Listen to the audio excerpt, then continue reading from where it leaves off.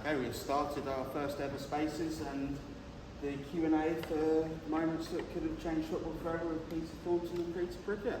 Questions about to be fired away. Our first question comes from Mr. Tony Me, which is... What if Cantona had never jumped over the barrier? What if Cantona had never jumped over the barrier, Pete? Do you think that speeded up his decision to retire? No, probably not, because he came back, didn't he?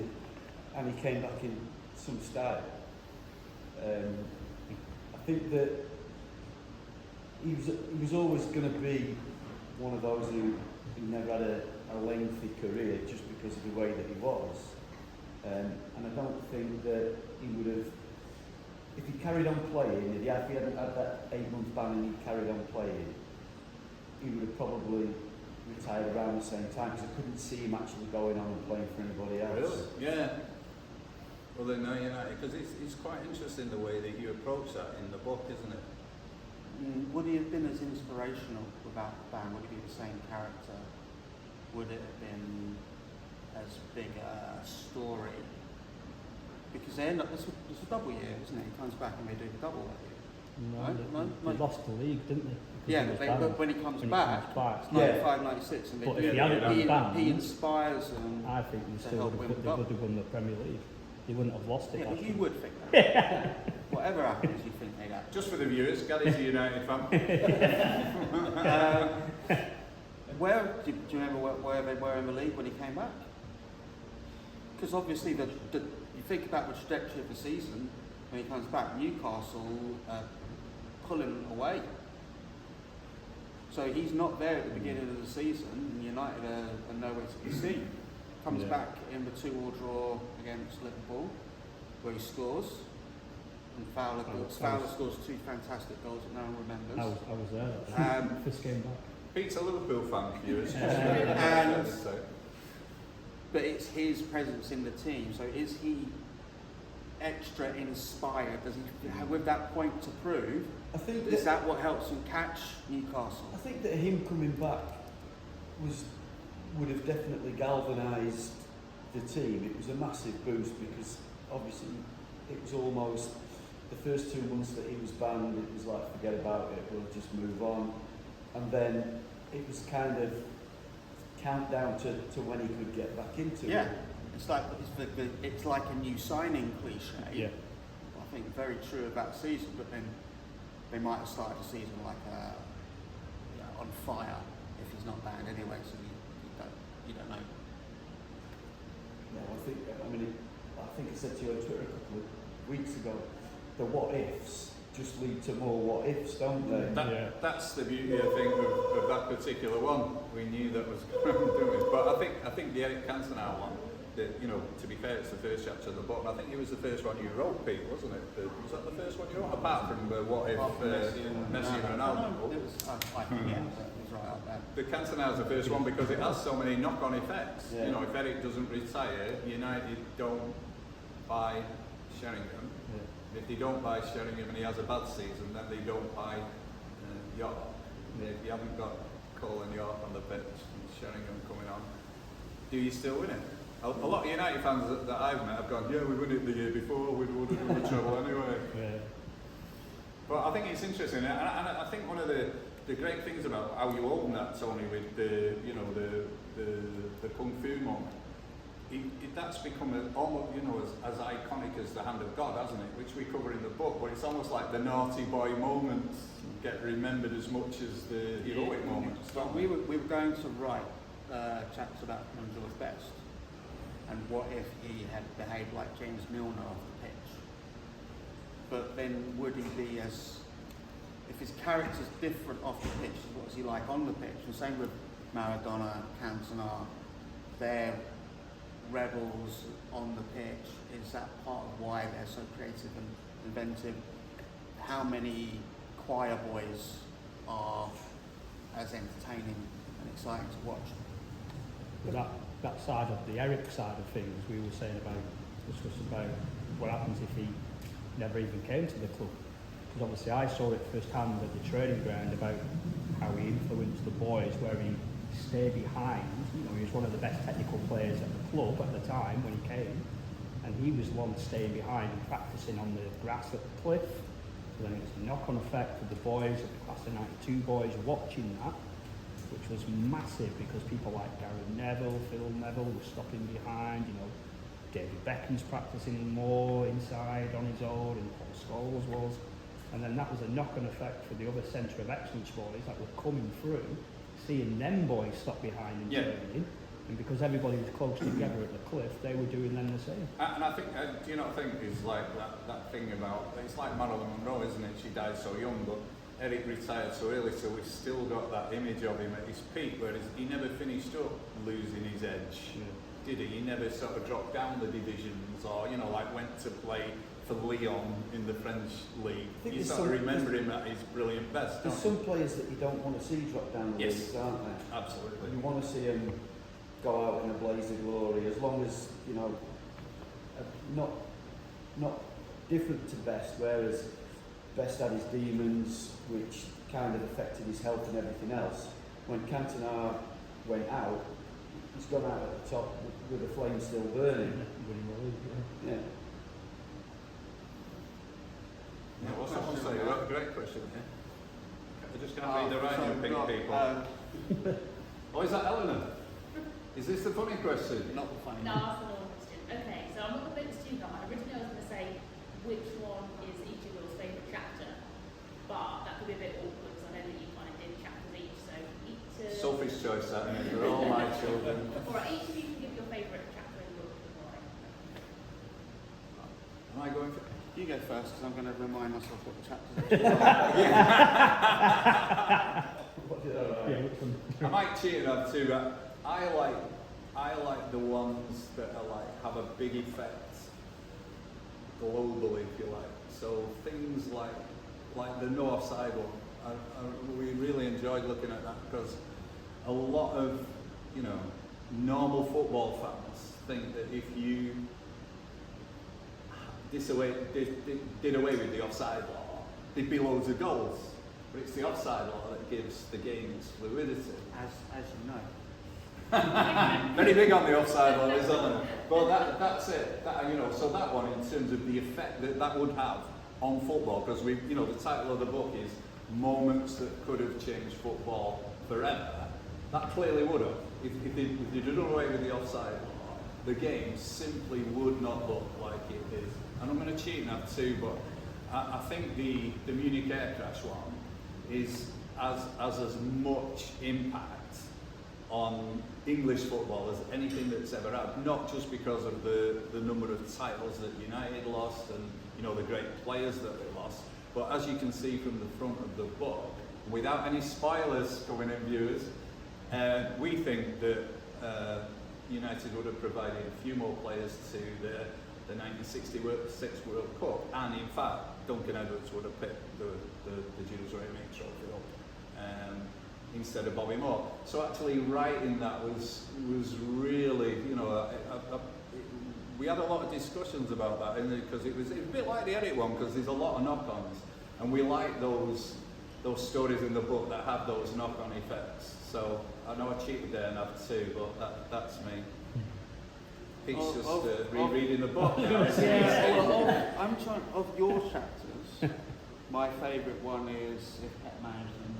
Oh yeah, no, that was fun to read. That's because that has a lot of imagination in it, and even making up the old part and everything like that.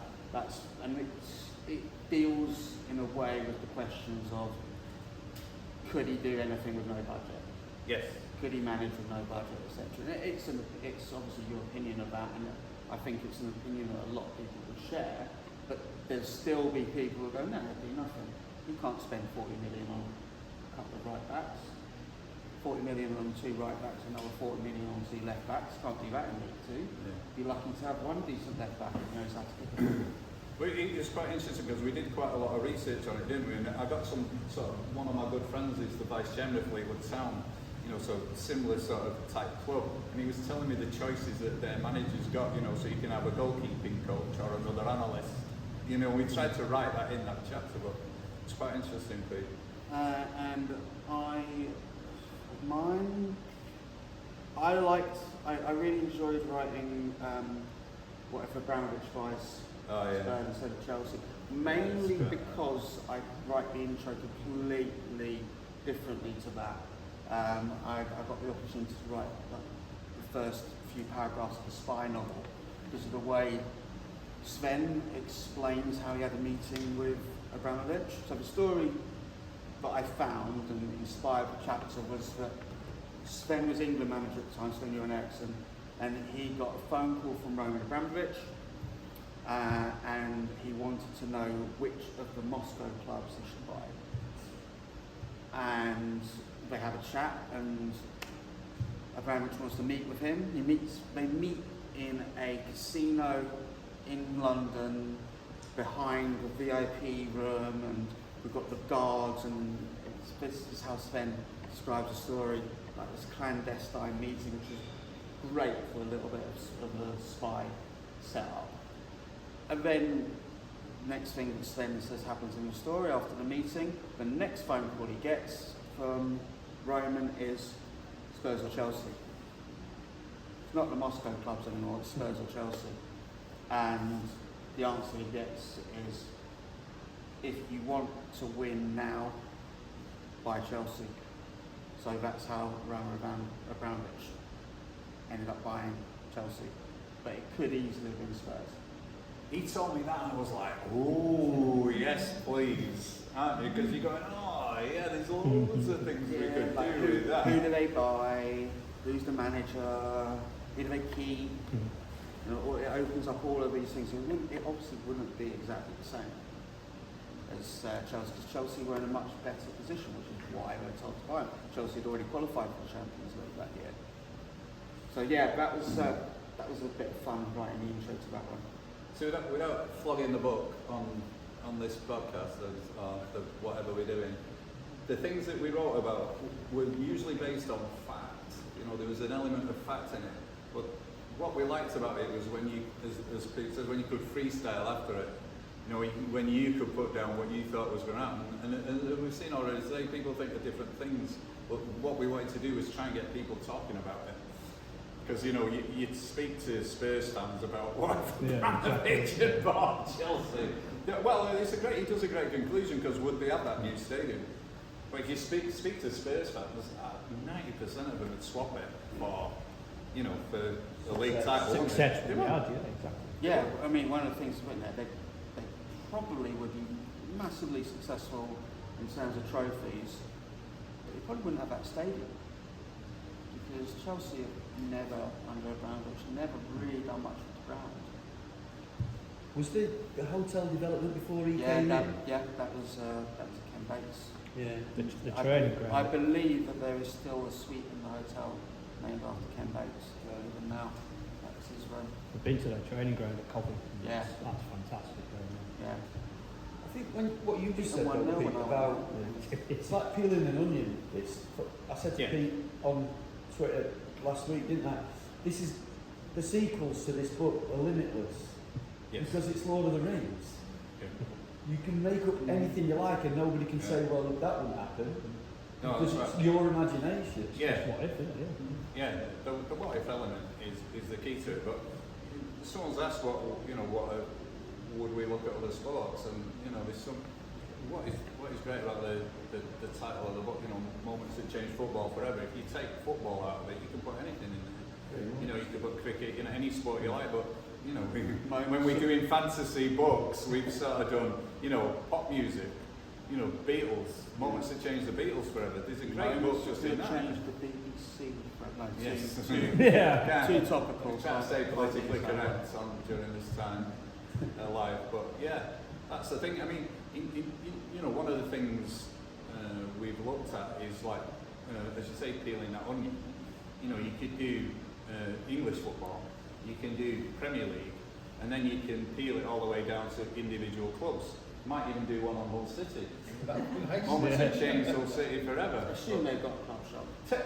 Tell us the best one, because he told me this and you go, oh yeah, so I think this is a real good one. So, not sure it's ever going in the book, but in terms of what ifs and the knock-on effects, Wembley, go on, tell us what happened. FA Cup final against Arsenal, 2-0 up in the first 10 minutes.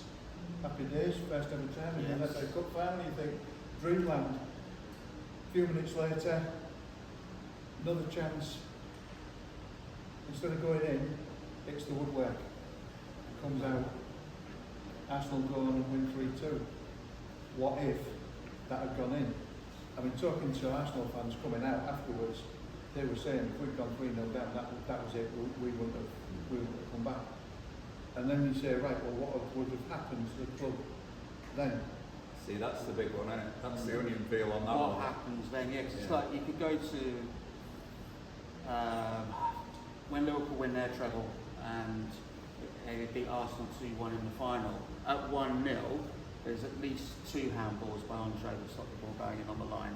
So if VAR exists then, okay, but what if is, well, Liverpool don't win their treble, Arsenal win the cup, but what does it do to the history of those two clubs? Not very much. Very little. But it's, as coaches, we always, as coaches, the difference between 2-0 and 3-0 is massive, isn't it? I know it's only a goal, but the difference between 2-0 and 3-0, and It's like a miracle. yeah, well, Hull could be like top 6. Hull could have easily gone on and done a Brighton, couldn't they? You think that's where they could have been on the back of that? Anyway, Keith's happy about it, isn't he? He's not bitter about anything. No, not at all. Don't remember it at all. So on the other sort of questions there, you asked the hand of God your favourite moment. Was that you, the hand of God? Because we were talking about that earlier with the Cantona one. One of the things that we put in the book, is in the book is if he doesn't do the hand of God, is he still loved as much? At home, in Argentina, is he still loved as much? Well, I don't think he possibly. don't know. could have.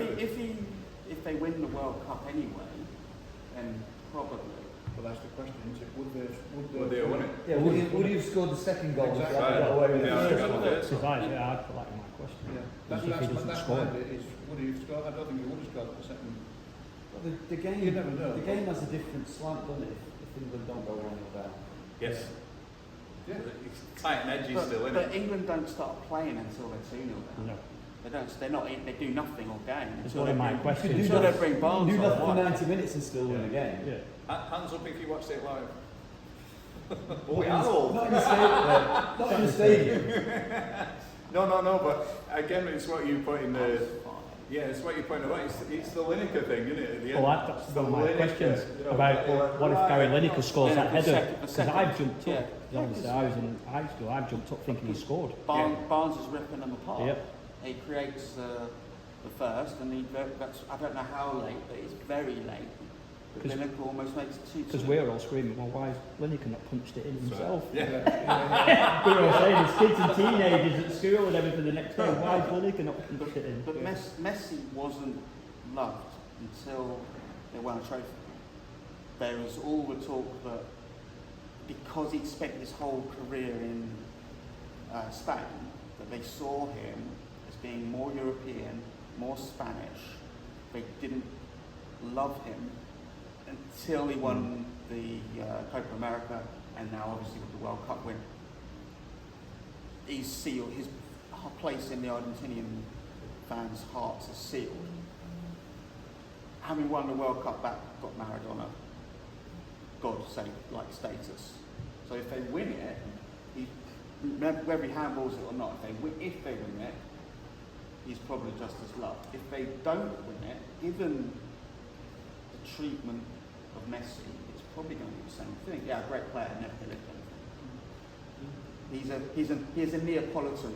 But the follow-up to that is what would have happened to England if they'd gone on from that? Yeah. See, I think there's a nice link there to the chapter one of the chapters that Peter wrote. Because when that ball goes right across the 6-yard box and Lineker, you all think it's gone in. Not as much as I thought Gaza had scored. Yeah. So that chapter of what if Gaza had scored, I think that was one of my favourites. Well, that's massive knock on Gaza, isn't it? There's so many possibilities just from that game, because Darren Anderson hits the post, the Southgate penalty, does Gareth Southgate go on to become England manager, and does England have their increased levels of success that we've had recently if Southgate scores? Who knows? But with Gazza, it's a personal impact on his mental health, his status within this country. He could be as revered as Maradona in Argentina if he scores and England go on to win the tournament. Instead, Gazza's loved, but unfortunately at times he cuts a somewhat sorrowful figure after the mental health issues. Does he have those if his whole being is elevated because he's the one who won us that? Do you know what? That 30 years it'd be of worse. work. Do you think he'd have been even I do, yeah, gracious because more? he was already that kind of tragicomic figure before that point. Okay, that kind of might have had another layer to it. Without knowing the person from a distance, you just get that was just a disaster waiting to happen. Whatever happened there, it could have made him go down even quicker. Maybe peace fight, and he would have just turned the corner and gone the other way. But I think that those character flaws were already there before that point. And like a lot of players, the further they get away, deeper into retirement, the better a lot of them were. Yes. Do you know what I mean? Yeah. There's a lot of talk now about certain people on social media to other players up. Certain players, Scholes being a prime example. Everybody said how good Scholes was. Everybody said how good Beckham was after he left Man United almost. It's one of my favourite catchphrases, Tony. The older I get, the better I was. Yeah. I'll tell you how I'm going to play it out. Every player seems to be a legend. Carrick's an interesting one here. Like, no one appreciated how good Carrick was until maybe the last couple of years at United. Everyone's like, oh, he's just at work, he doesn't do much. Well, actually, he knitted everything together. It was only in the last couple of years of playing there that people actually cottoned on to that. And then once he was gone, they're like, oh, we need to sign another player like Carrick. Just let's not appreciate him for the decade before that. It's funny what people actually watch sometimes.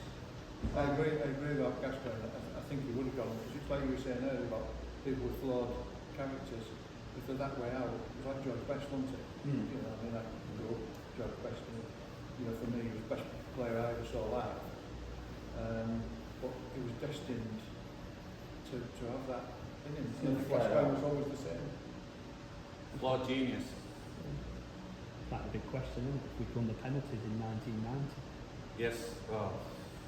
Well, what is Or interesting? even won it in the game. What is interesting? Is a lot of the onion peeling in the book leads to England winning titles since He's just trying to get there. We're trying to get there. But it is. You know, I mean, we're going to claim it out. They've won 3 World Cups. Yeah, exactly. I think we've got 3 World Cups and 2 European Championships. Give the people what they want. Exactly. We've already got the sorrow. Why give them more of that? But I have to say, the chapter, you know, what if the ref got it right? And I do encourage everyone to go and watch this. If you watch the Sol Campbell goals, the 2 goals that Sol Campbell scored that were, you know, disallowed, they were unbelievable. Mainly because Campbell is nowhere near any of the fouling that's going on. And in both cases, absolute nonsense, you know, to say that the goalkeeper was fouled. Alan Shearer. Yeah, in fact, the other one is John Terry, and if anything, the keeper fouls Terry, and then he hits his head and goes in. So yeah, I think we counted it's 3 World Cups and 2 European Championships. But we do have a great question, and it's on pink paper, so it must be one of you two, and I love this. It says, as you both support different teams, did you often disagree on the content of the book? The big answer is probably no, not really. I can only say that I did do a word count, and the word that is repeated most in the book is Liverpool. 88 times it appears, but we didn't. In fact, to be fair, and I'll team up for this, because one of the most obvious what ifs is what if Gerrard doesn't slip. Yeah. will most definitely be in the sequel to this book. Just because so many people asked us. Yeah. It's not in. Instead, I thought the more interesting Stephen Gerrard one was what he left, not what he stayed. Because there's that big rumour of him going to If Chelsea. he left, and he was virtually gone at least twice. If he'd gone to Chelsea, and there's always been that question of Gerrard and Lampard could never play together. Could Jose Mourinho have made it work? Yeah, probably. But unfortunately, Sven couldn't. I thought that was more interesting than if he doesn't slip. Although, we say that, if he doesn't slip, there is a little bit more onion peeling that comes out of that one now, because if he doesn't, Brendan Rodgers probably gets a bit more time, doesn't get sacked when he does, Klopp's not available at the time, Klopp doesn't become Liverpool manager. He becomes... He could go to Old Trafford. Yeah. That's where my money goes, is he goes to Old Trafford. But then he could also have gone to Bayern Munich at various points. He could have gone to Real Madrid. But to be fair, to answer the question, what happened was, right from the top, Pete wrote, posted on Twitter, he was doing a blog on what if Ronaldo and Messi played together, which made the front cover of the book, so that was quite an important one. And that's when I rang and went, oh, don't do it as a blog, this is a book. Yeah.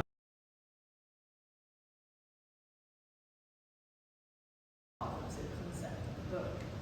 Do you both enjoy the what if side of football? So obviously the one with tech has cleansed it a little bit, it's kind of removed a little bit of that what ifs with VAR and all that. Oh, yeah. So are you guys more of a, you like the kind of, the old school football? I mean, I noticed we've all been sat here talking about the slightly more old school, because we've got these goals and, which is kind of my era when I sort of really watched football, and prior to that, modern football is a little bit more clinical. Do you guys miss the what if football? Well, me and Mr. Pinner are at the older end of the telescope, so we do. And I started going to we did the thing the last couple of seasons, we've done the thing where, so the first time we did the first qualifying round of the FA Cup, and then followed the winners all the way through as far as we could go. And last year we did it all the way through to the FA Trophy final, and it's brilliant because when a goal is scored, everyone, his limbs, his arms and legs, and no one's going, oh, hang on, wait for VAR, and you see that, that real grassroots sort of feeling, you hear all the shouting, and it's brilliant. And, me and Keith have had big chats about how when we first started going to football, in the early 60s, and, all those, the sounds and the smells have changed completely. Not all for the worse, there's nothing worse than standing watching a football match where someone's weeing down your leg, and thankfully we've lost that sort of thing, I like going to the stadium, and I could take my kids to the stadium and they could watch the game, whereas when I first went, you were fighting to watch the game. We used to plan our strategy of going in the ground so you could stand somewhere where someone wanted to stand in front of you. You should have gone to watch Tommy Rovers more often. You could have gone where you want. Yeah. Well, that's a great one about toilets, because the toilets at the old Bellevue ground, they didn't have a roof on, did they? No, it was just a partitioned wall. Yeah, it was. It was like you'd go behind that wall there's nothing behind it, just that wall. What if football still had Neanderthal toilets? That is a big chapter. I don't miss the old stuff. Because of all of the developments, people say yes, it's more sanitised, etc., but it's more friendly to people other than 20-plus-year-old men. It's now more friendly to women. It's now more friendly to older men, to children. It has opened up the game of football to a bigger audience, and it's a more comfortable experience, but that's not a bad thing. That's a good thing.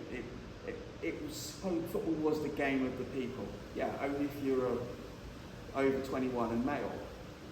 But now it's not. Now it's better for all. Not as good as it could be, because there's still huge issues. We've just seen clubs getting fined for homophobic chanting. So it's not where it should be, and it's still got a long way to go, but the improvements are massive. And I wouldn't want to go back to what there was. This is much better. yeah, we've got VAR, but if that's a part of progress and it opens the game up to the general populace much more, then I'll trade it all day long. We do that last chapter in the book, and it's mainly about what if technology takes over, and it is starting to scare me about how far you can push it. And luckily, a few years ago, I worked on graphene with Neil's old company, and basically they can do everything that you could ever imagine, and you put that in with AI, and you know the game's gone. So one of the things we write about, because it was a good chapter, we had a real discussion about that. We found some good stuff at the World Cup. But the thing that all the football fans, I'd say every single football fan in the world thinks is great, is goal line technology. And they love it because it happens and the ref goes, it was in. You get it straight away. And our argument is... Frank Lampard. Yeah, Frank Lampard, well, that's in the book. He goes over that. That's what triggered it. It was a Lampard goal because it was a World Cup and it was global that triggered it. But the point about that is that we say is they can do that on every line. They could have that technology now on every single line on the pitch. And the minute you've got that, so do you need linesmen? Because we know whether it's in or out. They've got the technology, the wearable technology, so they can tell, where that player is exactly on the pitch. So they can tell whether he was offside or not. So you don't actually need linesmen. You probably don't need a referee because they can gauge now the impact of tackles. So all they'll do is they'll set a limit for what is an acceptable impact on a tackle and what is an unacceptable impact on a tackle. So all the referee is doing there is facilitating. He'll be there giving the conflict management as well. Or pointing to the spot, or basically breaking up fights. Could referee it from a booth, let's be honest. Exactly, more or less, isn't it? It doesn't need to be on the pitch at all. I mean, I think that there's sad development, we could spend all day doing VAR, but the sad, if you go to a game, there's nothing worse, is there, than it's, it goes back to some lads sat, 200 miles away going, just draw this line. As a fact, it's clearly gauged towards the TV audience and not to the people that actually go, and that drives me around. Yeah, that is a really good question. You've got him on the side. No, it is. We have some other ones, didn't we? What my favourite what if moment? Oh, we've done that one. Oh yeah, how different will the game look in 10 years' time? Well, that's a great one coming on the back. What do we think? I'll tell you what do you think? Let me switch this over to Mr. Pinner. What do you think the grassroots game will look like in 10 years' time? Well, I've just been on an FA Roadshow 2 weeks ago, which was the first one since they did the big soccer change.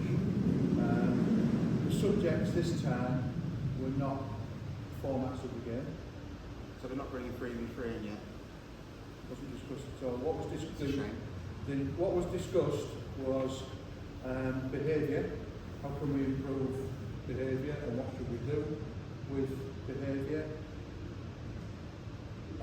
Volunteers. How do we get more volunteers? How do we retain them? We had the discussions. One of the guys that was on our table was one of these people going around clubs. A lot of clubs now are starting to pay people. Somebody asked the question, well, how do we get the funds to pay somebody? And he said, well, how much do you spend on the trophies at the end of the season? And I said, well, probably 6 or 7 grand, I think. So, and I said, well, there you go. Wow. So, what's your priority? And then the third question was if you had a magic wand, what one change would you make to grassroots football? You said the toilets at Doncaster. Yeah. Bear in mind, this wasn't just as the previous one was just youth football. This was opened up to youth and adult football as well. So formats of the game weren't discussed at all, which I was surprised at. I thought because the last review, which was probably 10-12 years ago now, was huge for the game. Yeah. I mean, I started when my lad was 9, took him down, Pete said earlier, I was a dad that took him down, so I got involved.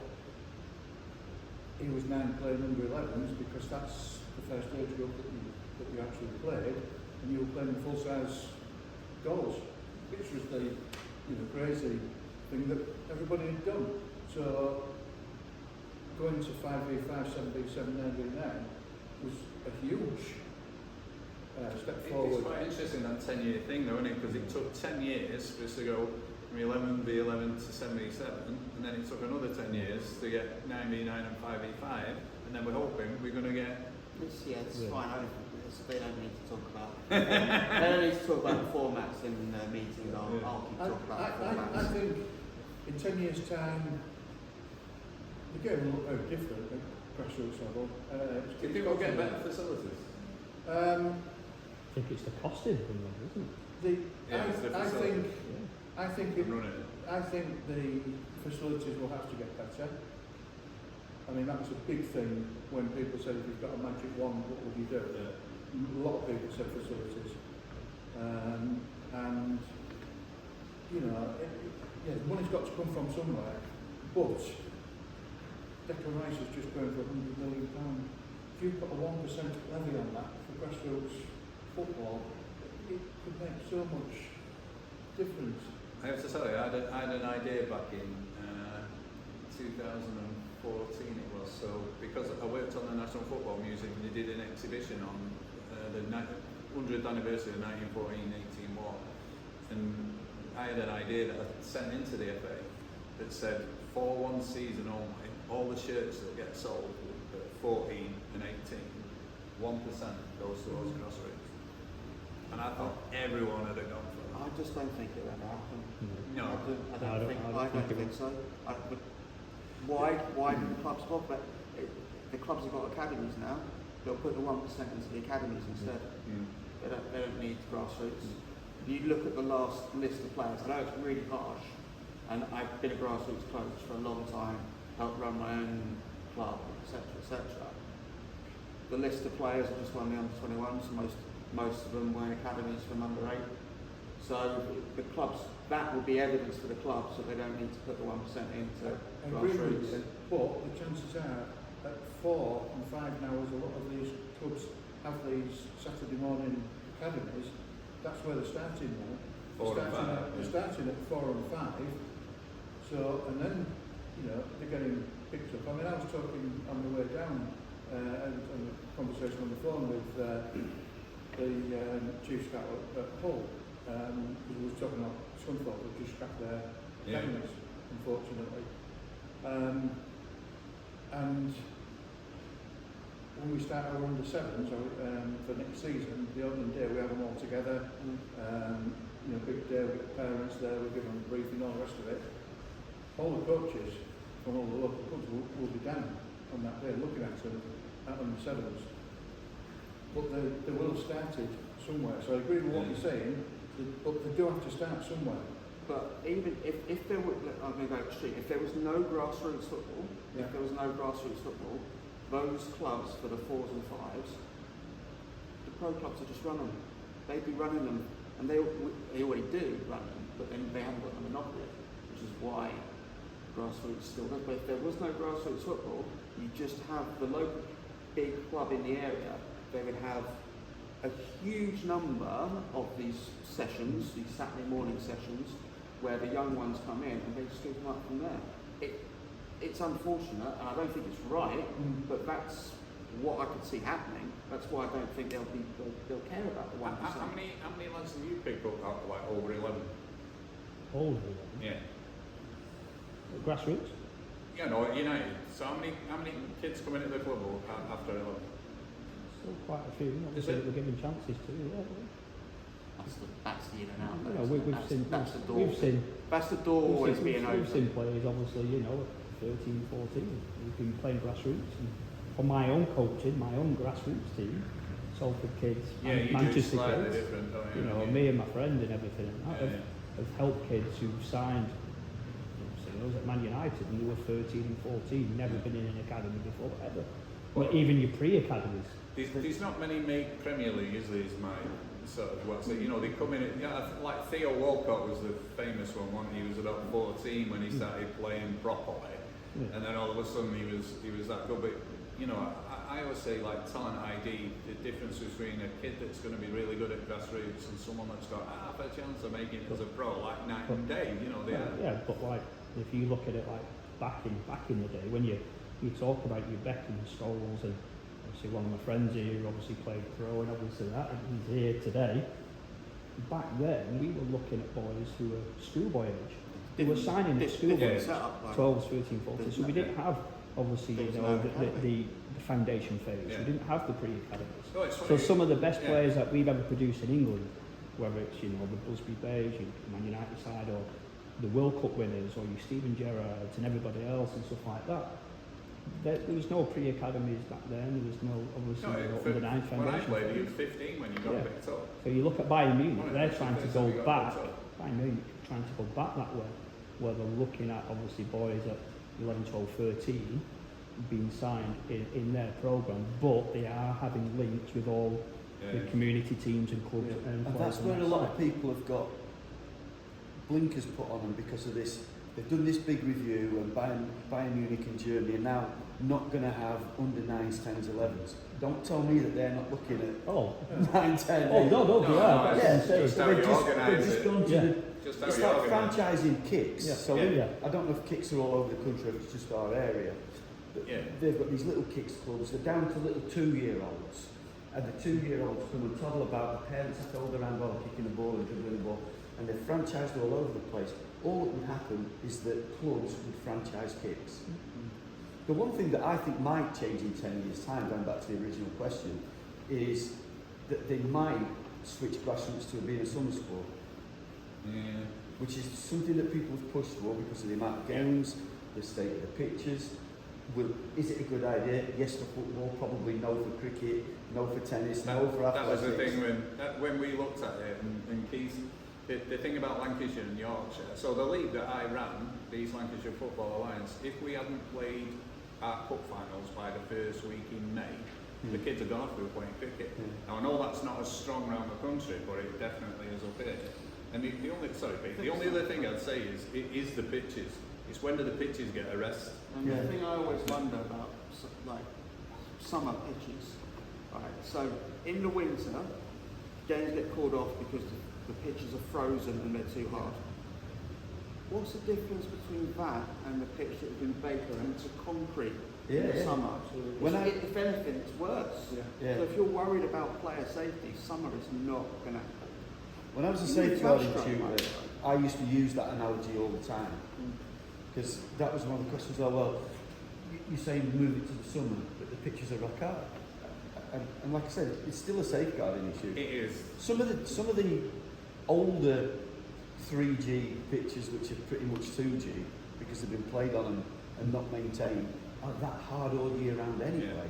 But there's still the cry for it, because if it's -2 and freezing cold, but the pitches are soft, you are still seeing kids playing games. Are they enjoying it? Probably not so much. And the parents aren't. When I was in charge of the Alfred, it's what I used to say to referees. It's not a question of whether the pitches are fit. Is the weather fit for foundation phase? It's almost like they should play indoors, maybe something like futsal. I have to say, on the back of that question, and he'll bear us out. He'll back me up on this. What will the game look like in 10 years' time? The one thing that we were both anxious about, but certainly for the next book that we do, it's the women's game, I think, is the difference. It's the women's game you'll see, and especially, so you've seen such an explosion in it since England won the Euros and that build-up to that, but if you go close and you get to the World Cup final, or win the World Cup, women's game will change completely.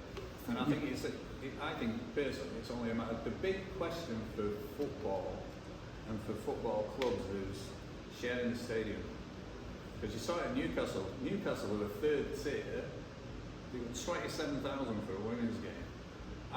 Me and Peter had a big chat about it last time, but we were talking about the cost of season tickets. They've got to give you one.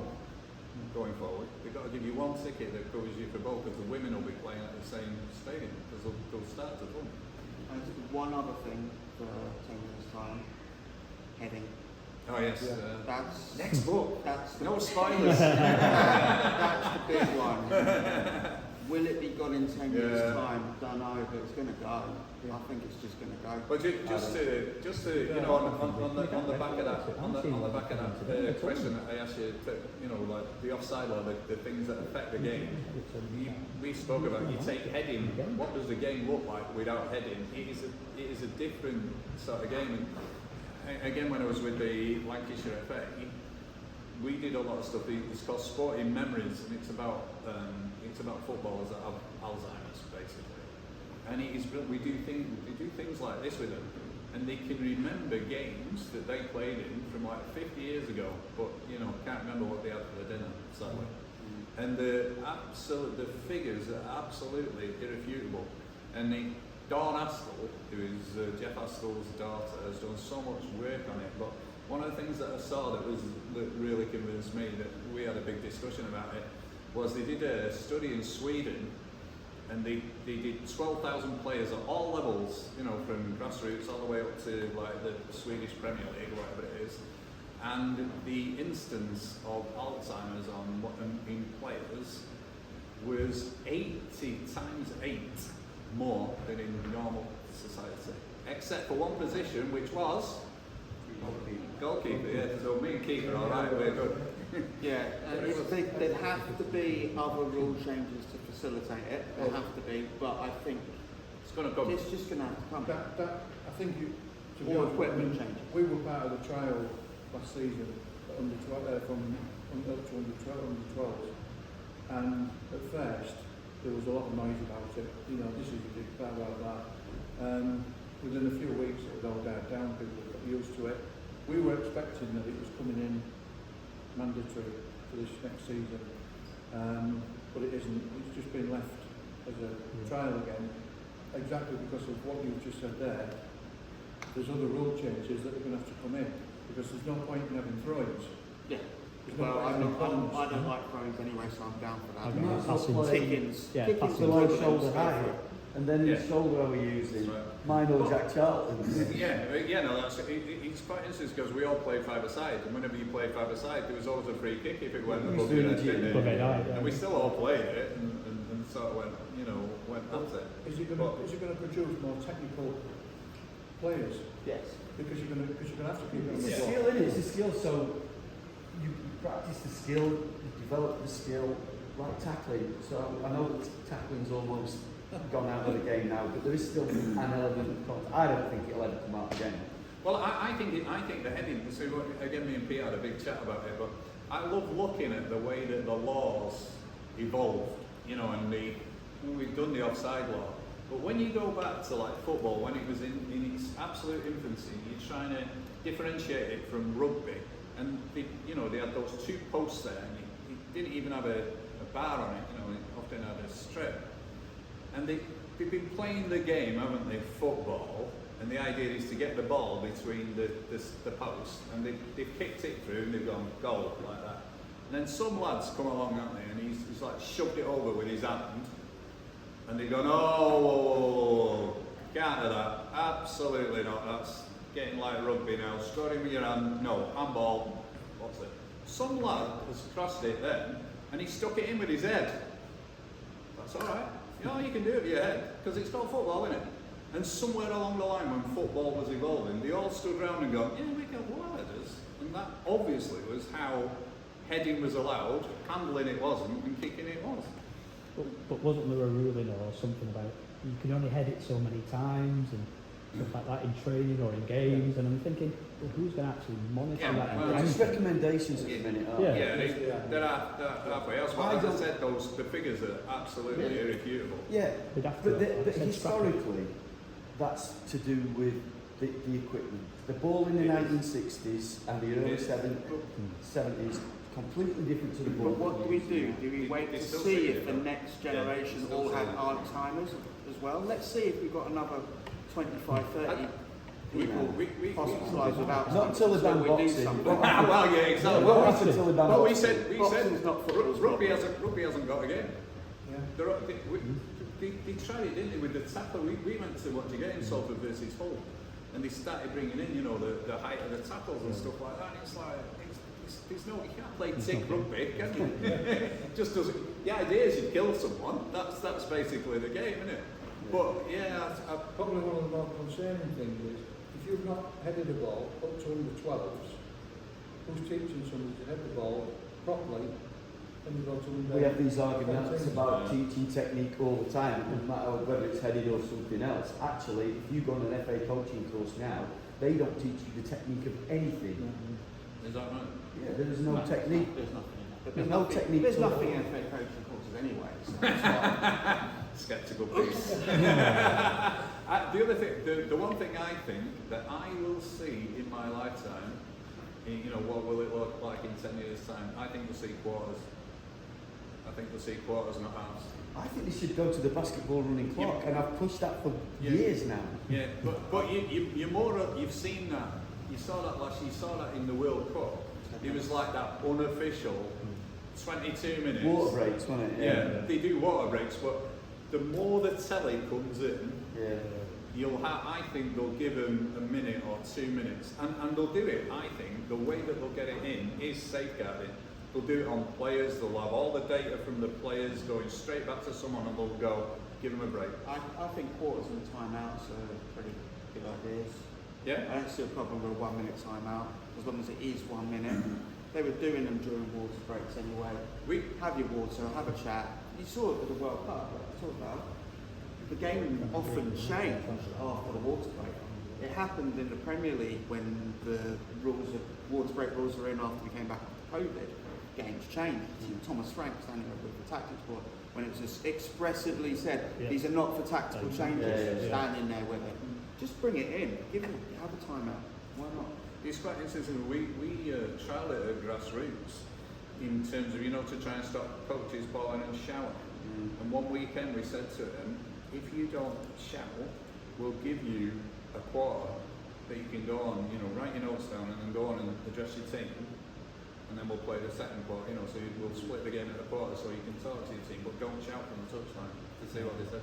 See what they do. Me and my friend got our players to do the half-time team. Oh, absolutely. Yeah. So then they came back to us, He me was and like, my friend John Grant, and Yeah. he came back, and then the kids were coming up with the ideas of how to change the game, what was causing problems, what they were doing well, but also it made us smile because we could see it, as a coach myself and John who played pro as well, we could see what they were seeing and we were smiling because they were coming back with that information, what we were seeing in the game. There's a story that Mike Scubala told me, and he was England futsal manager at the time. He bought one of his tactics tables, and I still want to get myself a proper one, but they'd set it up before half time. They'd set it up in there, and the players were in the changing room before the coaching team, and they were all round the table. They're around the table, sorting it out themselves, and then they're like, okay, you've done the thing, so off you go. Just do that. Just go, there it is, off you go.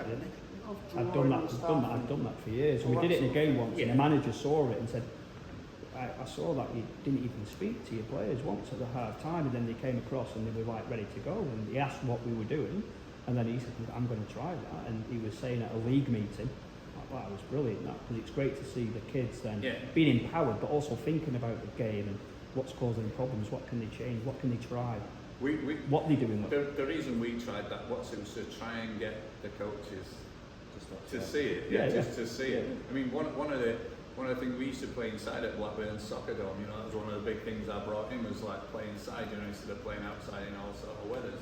And we used to allow 2 coaches per team inside the court. And again, one week we said, come and stand outside. How different does the game look if you're not in there? Yeah. And the only reason we let one go in the fitting was, for the safeguarding, first aid, someone goes down injured, you want someone in quick to sort of get out and start crying. But eventually they saw the game didn't look any different whatsoever with them standing there and not standing there, which is a great thing. I think we've come to the end of our questions, so...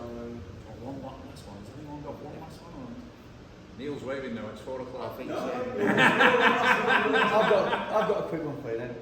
Was there anything that you discussed that you decided actually it's not controversial enough? I don't want to put it in there. No. It's the onion slice thing, yeah. Oh, what's something that was controversial? You go, it's too controversial. No, it's just too Not boring. necessarily. Oh yeah. Well, it's what I said earlier, Tony. It's like, you know, it's like Aguero. You know, you go the what if Aguero. You know, on paper, on screen, it looks like, you know, what if. But you know, what if Aguero doesn't score? City probably win it. You know, City are going to win the title. You know, they are. You know, it wasn't It's just not that United or United. No, that's right. United win the title and City win it. You know, whatever. But you know, whereas you know, to be fair to our man here, the Gerrard slip does have the onion peel because you know. But we still left it out because we did come up with some rules. Like we didn't want to do too many on the same club. Yeah. Like, and of course, the bigger, the more successful the club is, the more of these moments they're going to have because they're going to be in those big games. We didn't want to do more than one on a particular player. Like Cantona, we've written one in the book, but we could have done the barrier. You could have done half a dozen on that. Gerrard had the slip, but we went, no, let's do the Chelsea one instead. So we did come up with rules because a club like Arsenal, as they've not been mentioned too much, we'll go with Arsenal, there's a book's worth on them alone coming to a club shop near you. But there is, these clubs have a whole book's worth on their own. England, how many different ones could we have picked? And the more a team is a nearly team as well, like England have been since '66, the more there is, the more material there is. But England got in maybe 4 times. Yeah, we made a slight exception for that. It's for English. It's published in English. Yeah, I think There's Sell a copy. maybe our Scottish friends might dispute think, what we chose. I think to be fair to what he's just said, what we did was we did actually look at, you know, how many we got on managers, how many we got on clubs, and I would say, obviously I wrote it, but you know, there's a nice spread, and again, I think one of the best decisions we took, and people seem to agree, is we didn't do, here's 4 chapters on clubs, here's 4 chapters on managers. We dotted them through, and we did spend quite a bit of time thinking of the order. You know, like there's a bit of flow into them. Yeah, there's and there's a club and there's a manager. You know, to be fair, you know, your original question, sorry, just nodding off. But the original question, one of the great, one of my favourite chapters is Cloughie. You know, the Cloughie chapter, because again, that has everything in it. It's about England and it's about this, that, and the other. But that was one where we did go, how much controversy do you put in it? Because, you know, one of the things we didn't write about was his alcoholism. And it's the same in the Jimmy Greaves one. We didn't write about that because clearly, again, with Jimmy, there was a huge knock-on effect. And again, just a little bit of background, we started off saying, what was it, 2,000 words a chapter, and then I think 3,000 is because some of the tactical ones we do a lot more work. Because Pete did all the fantasy matchups, you know, and that needed a setup to give you the background to the game if you were like, and you know, you hadn't seen the Galacticos for 1955, that needed the historical colouring.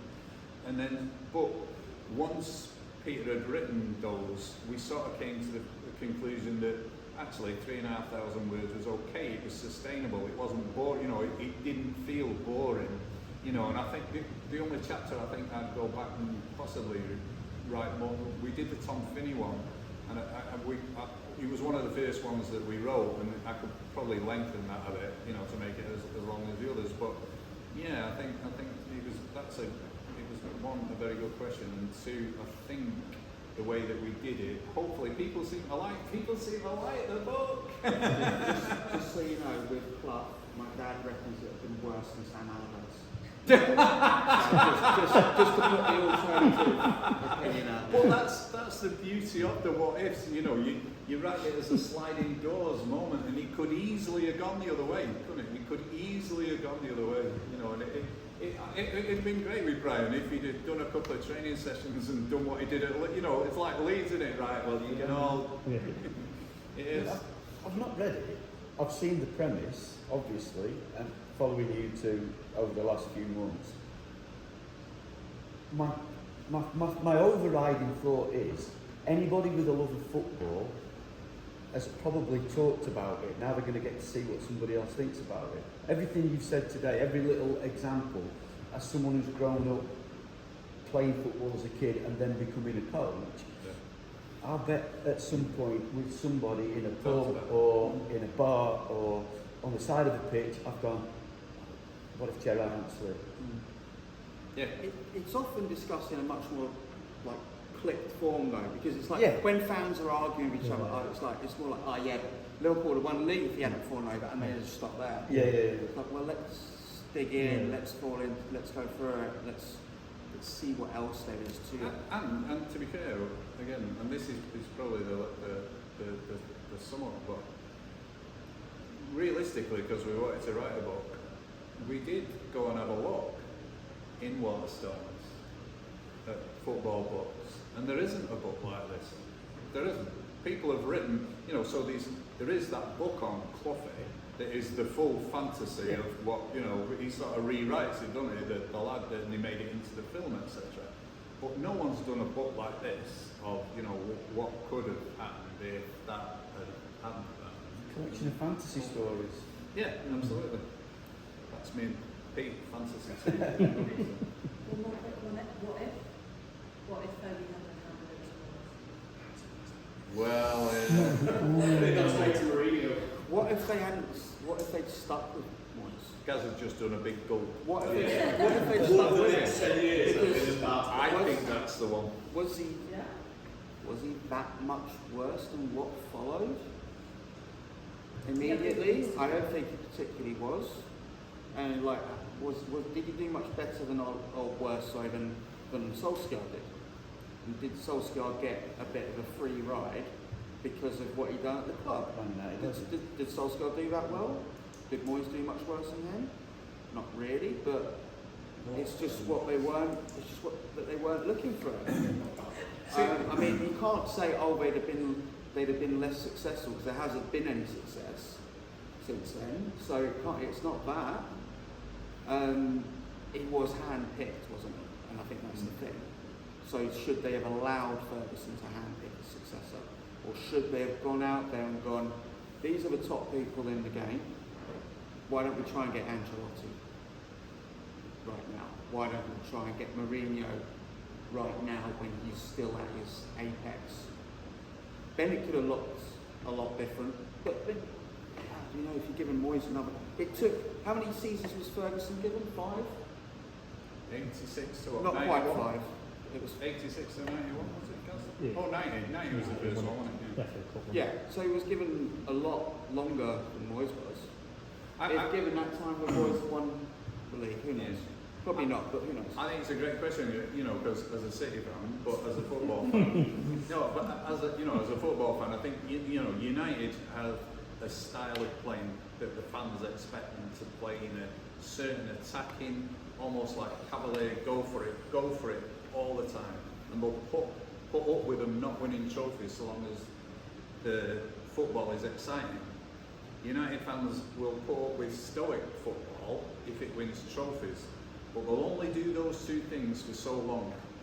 So you can have Cavalier football, and if you don't win stuff, they'll give you like 2 or 3 years, and if you haven't won something, you're in trouble.